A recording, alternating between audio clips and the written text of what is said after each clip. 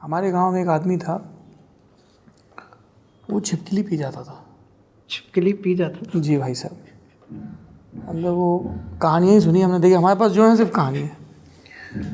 तो काजल लगाता था, एक गंडा बांधता था यहाँ पे, मछली पकड़ता था, उसकी बाजू पे भी मछली बनती थी एकदम डोले कल्ले बिल्कुल।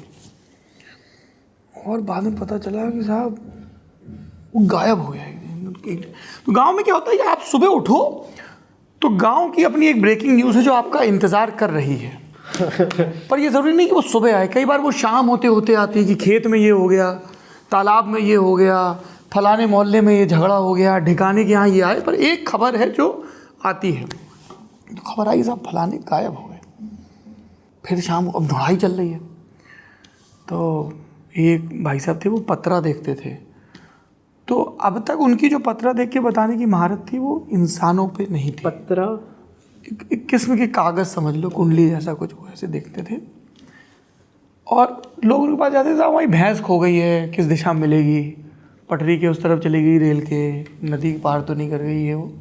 तो वो देख के बताते थे। तो उस बार उनसे पूछा कि साहब ये आदमी नहीं मिल रहा है। तो राम जाने उनने क्या बताया, पर ये भी एक चीज़ हुई, फिर वो मिल गया और वो जहाँ खोया था वहीं मिला। तो वो अपने खेत में गया था और खो गया था, और खेत में ही मिल गया 3 दिन बाद। और वो 3 दिन से सो रहा था खेत में, एक आड़ में ऐसे अप्रत्याशित सी जगह जहाँ नहीं खोजा गया होगा। तो उससे पूछा गया कि साहब ऐसा क्यों? तो उसने कहा कि अरे साहब वो छिपकली पीता था, छिपकली की पूँछ राम जाने उसमें कोई नशा होता है नहीं होता है, तो जो टॉक्सिकोलॉजी के एक्सपर्ट हों बताएं।